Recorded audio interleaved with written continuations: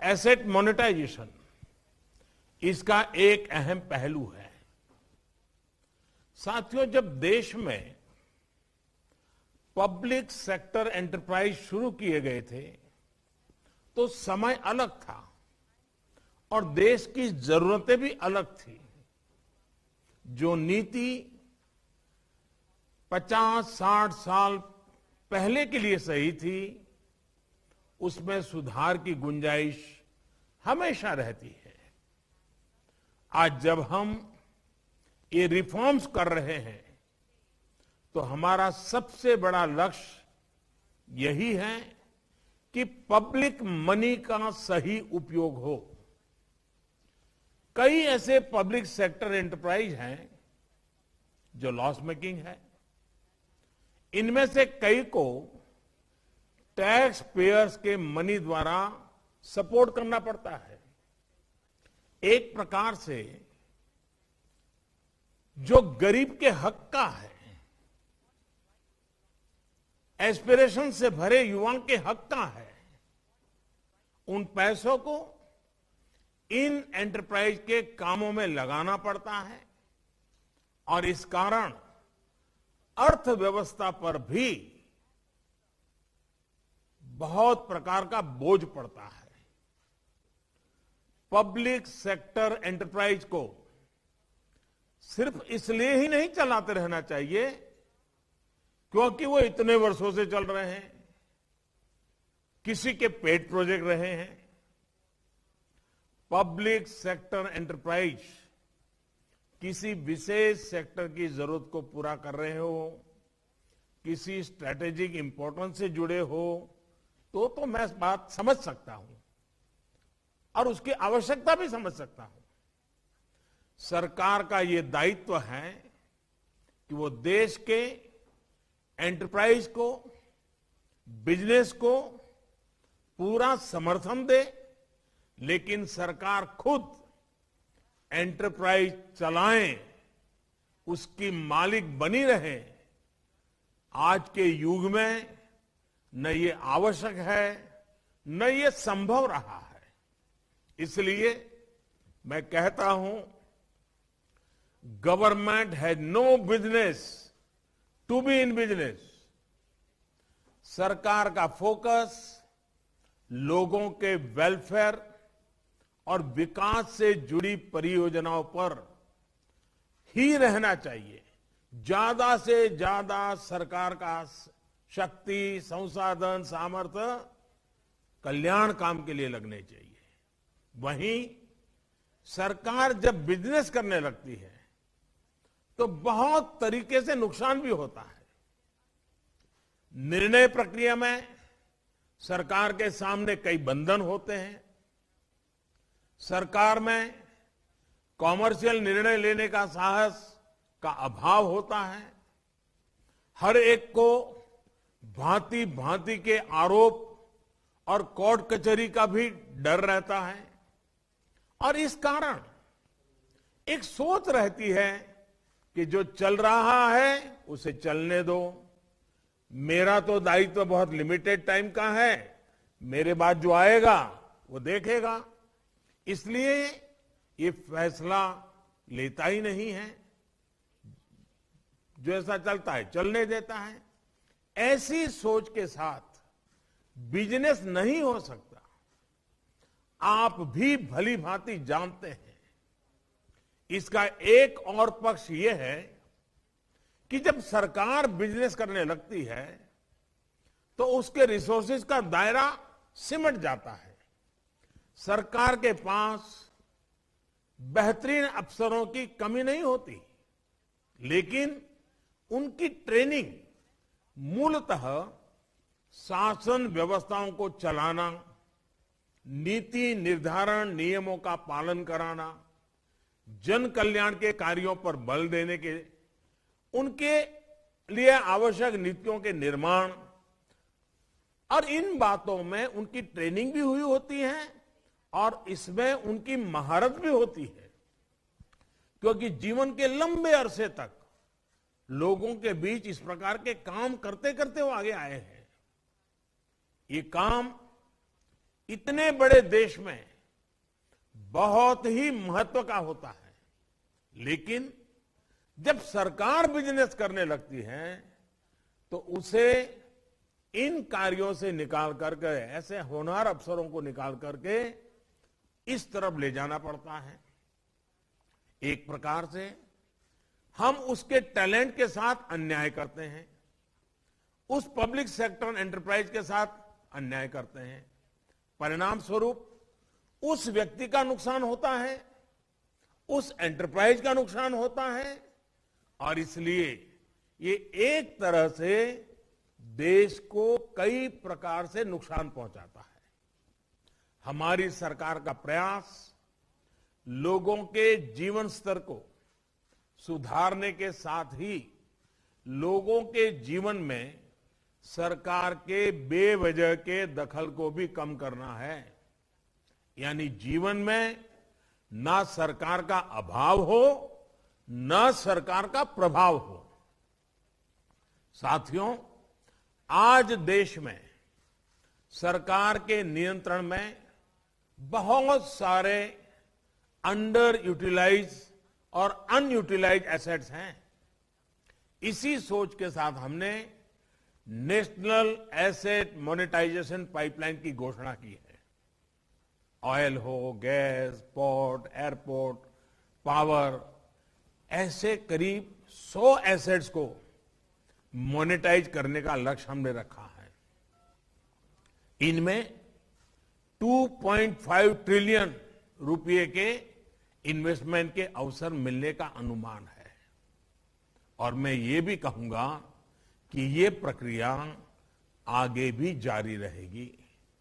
सरकार जिस मंत्र को लेकर आगे बढ़ रही है वो है मॉनेटाइज और मॉडर्नाइज। जब सरकार मॉनेटाइज करती है तो उस स्थान को देश का प्राइवेट सेक्टर भरता है। प्राइवेट सेक्टर अपने साथ निवेश भी लाता है, ग्लोबल बेस्ट प्रैक्टिसेस भी लाता है, टॉप क्वालिटी का मैन पावर लगाता है, मैनेजमेंट में बदलाव लाता है। इससे चीजें और मॉडर्नाइज होती हैं, पूरे सेक्टर में आधुनिकता आती है, सेक्टर का तेजी से विस्तार होता है और जॉब्स के नए अवसर भी पैदा होते हैं। ये पूरी प्रक्रिया ट्रांसपेरेंट रहे, नियमों के तहत रहे, इसके लिए मॉनिटर करना भी उतना ही आवश्यक है। यानी मोनेटाइज और मॉडर्नाइज के साथ हम पूरी अर्थव्यवस्था की एफिशिएंसी को और बढ़ा सकते हैं। साथियों, सरकार के निर्णयों की वजह से जो राशि मिलेगी उसका इस्तेमाल जन कल्याण की योजनाओं में किया जा सकेगा। एसेट मोनेटाइजेशन और प्राइवेटाइजेशन जो पैसा आता है उससे गरीब का घर बनता है। वो पैसा गांव में सड़क बनाने काम आता है, वो पैसा स्कूल खोलने में काम आता है, वो पैसा गरीब तक साफ पानी पहुंचाने के काम आता है। सामान्य मानवी से जुड़े ऐसे कितने ही काम होते हैं। आजादी के इतने साल बाद भी हमारे देश में इस तरह की कमियां हैं। अब देश इसके लिए ज्यादा इंतजार नहीं कर सकता है। हमारी प्राथमिकता देश का सामान्य नागरिक, उसकी आवश्यकताएं, उसकी जरूरतें वो रहनी चाहिए। सरकार इस दिशा में तेजी से काम कर रही है। इसलिए एसेट मोनेटाइजेशन और प्राइवेटाइजेशन से जुड़ा हर निर्णय देश में नागरिकों के लिए, चाहे वो गरीब हो, मध्यम वर्ग का हो, युवा हो, महिला हो, किसान हो, मजदूर हो, उनको एम्पावर करने में मदद करेगा। प्राइवेटाइजेशन से सामर्थ्यवान युवाओं के लिए बेहतर अवसर भी उपलब्ध होते हैं। नौजवानों को अपना टैलेंट दिखाने के लिए ज्यादा अवसर मिलते हैं। साथियों, देश के हर एंटरप्राइज को एफिशिएंट बनाने के लिए transparency, accountability, rule of law, parliamentary oversight और मजबूत राजनीतिक इच्छा शक्ति आज आप स्पष्ट रूप से अनुभव करते होंगे। इस बजट में पब्लिक सेक्टर एंटरप्राइज के लिए जिस नई पॉलिसी की घोषणा की गई है, उसमें भी हमारा ये इरादा साफ साफ दिखता है। 4 स्ट्रेटेजिक सेक्टर के अलावा बाकी सारे पीएसयू के प्राइवेटाइजेशन को लेकर सरकार प्रतिबद्ध है। स्ट्रेटेजिक सेक्टर्स में भी कम से कम पीएसयू रहें, जितनी जरूरत हो उतने ही रहें, ये भी हमने साफ किया है। ये नीति एनुअल डिसइन्वेस्टमेंट टारगेट से आगे बढ़कर मीडियम टर्म स्ट्रेटेजिक अप्रोच रखते हुए इंडिविजुअल कंपनीज के चयन में मदद करेगी। इससे इन्वेस्टमेंट का भी एक क्लियर रोड मैप बनेगा। इससे हर सेक्टर में आपके लिए इन्वेस्टमेंट के नए अवसर बनेंगे और भारत में रोजगार की भी अपार संभावनाएं बनेगी। और मैं ये भी कहूंगा कि यह सब मूल्यवान एसेट्स हैं। इन चीजों ने देश की बहुत सेवा की है और आगे भी बहुत संभावनाओं से भरी पड़ी है। हमने बहुत बार देखा है कि जब मैनेजमेंट बदलता है तो इकाइयां नई ऊंचाई पर को छू लेती है। आप सब लोग वर्तमान से नहीं, भविष्य की जो संभावनाएं छुपी है उससे इसका आकलन करें और मैं इनके उज्जवल भविष्य को स्पष्ट रूप से देख पाता हूं। साथियों, आज जब हमारी सरकार पूरे कमिटमेंट के साथ इस दिशा में आगे बढ़ रही है, तो इससे जुड़ी नीतियों का इंप्लीमेंटेशन उतना ही अहम है। पारदर्शिता सुनिश्चित करने के लिए, कंपटीशन सुनिश्चित करने के लिए, हमारी प्रक्रियाएं सही रहे, पॉलिसी स्टेबल रहे, ये बहुत आवश्यक है। इसके लिए एक डिटेल्ड रोड मैप के साथ ही प्रॉपर प्राइस डिस्कवरी और स्टेक होल्डर मैपिंग के लिए हमें दुनिया की बेस्ट प्रैक्टिसेस से सीखना होगा। हमें यह देखना होगा कि जो निर्णय लिए जा रहे हैं वो लोगों के लिए तो लाभकारी हो ही, उस सेक्टर के विकास में भी मदद करें। साथियों, दिसंबर में वर्चुअल ग्लोबल इन्वेस्टर समिट में आप में से अनेक लोगों ने सोवरिन और इंफ्रास्ट्रक्चर फंड के लिए टैक्स इंप्रूवमेंट जैसी कुछ बातें मेरे सामने रखी थी। आपने देखा है कि इस बजट में इसका समाधान किया जा चुका है। देश के काम करने की स्पीड आज आप अनुभव करते होंगे। प्रोसेस को तेज करने के लिए हमने एक एम्पावर्ड ग्रुप ऑफ सेक्रेटरीज बनाया है, जो इन्वेस्टर के सिस्टम से जुड़े इश्यूज को तेजी से दूर करता है। इसी तरह अनेक सुझावों के आधार पर हमने बड़े इन्वेस्टर्स को कदम कदम पर मदद करने के लिए एक सिंगल पॉइंट ऑफ कांटेक्ट का सिस्टम भी बनाया है। साथियों, बीते वर्षों में हमारी सरकार ने भारत को बिजनेस के लिए एक अहम डेस्टिनेशन बनाने के लिए निरंतर रिफॉर्म्स किए हैं। आज Bharat one market one tax system से युक्त है। आज भारत में कंपनियों के लिए एंट्री और एग्जिट के लिए बेहतरीन माध्यम उपलब्ध है। भारत में कंप्लायंस से जुड़ी कॉम्प्लेक्सिटीज को लगातार सुधारा जा रहा है। लॉजिस्टिक्स को लेकर आने वाली समस्याओं को तेज गति से दूर किया जा रहा है। आज भारत में टैक्स सिस्टम को सिंपल किया जा रहा है, ट्रांसपेरेंसी को बल दिया जा रहा है। भारत उन देशों में है जहां टैक्स पेयर के राइट्स को कोडिफाई किया गया है। लेबर लॉज को भी अब सरल किया जा चुका है। साथियों, विदेश से जो साथी हमारे साथ आज जुड़े हैं, उनके लिए तो एक प्रकार से भारत में नए अवसरों का खुला आसमान है। आप भी परिचित हैं कि एफडीआई को लेकर भारत ने अपनी पॉलिसी में किस तरह के अभूतपूर्व रिफॉर्म्स किए हैं।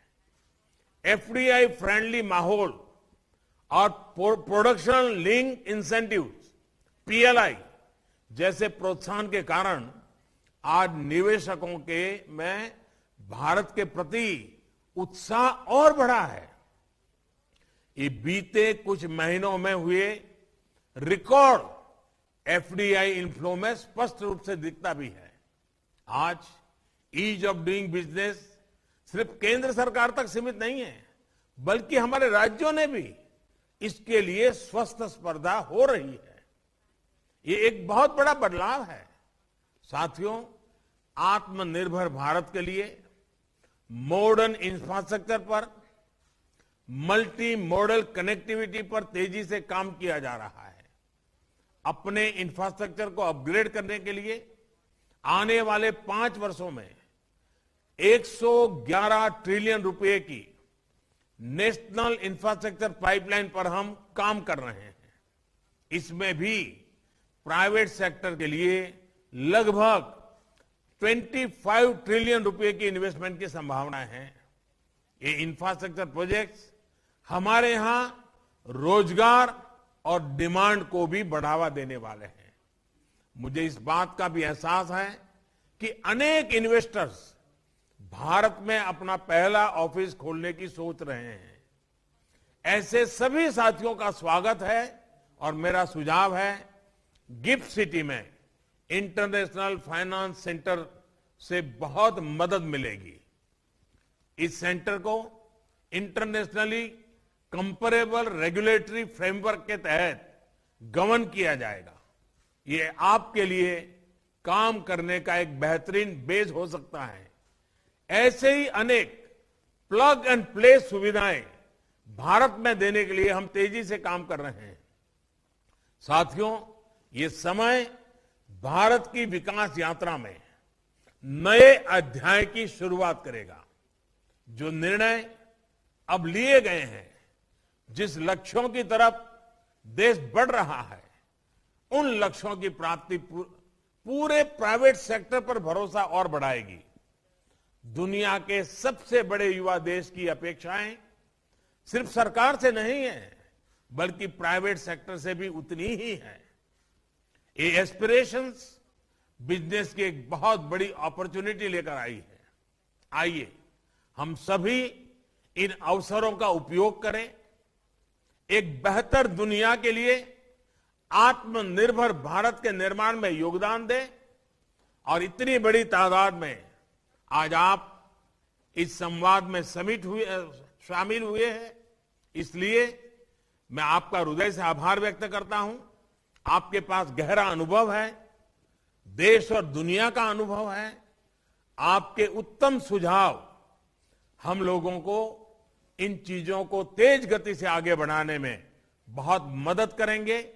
मेरा आपसे आग्रह रहेगा, बजट में जो बातें आ चुकी है, सरकार ने जो नीति निर्धारित की है, जिन बातों को मैंने आज उल्लेख करने का प्रयास किया है, मुझे आपकी भी मदद चाहिए तत्काल तेज गति से इंप्लीमेंट करने का रोड मैप बनाने में। मुझे विश्वास है कि आप सबका अनुभव, आपका ज्ञान, आपका सामर्थ्य भारत की इस आशा अपेक्षा दोनों मिलकर के एक नई दुनिया निर्माण करने की ताकत पैदा करते हैं। मैं फिर एक बार आप सबका स्वागत करता हूं, आपके सुझावों का इंतजार करता हूं। बहुत बहुत धन्यवाद।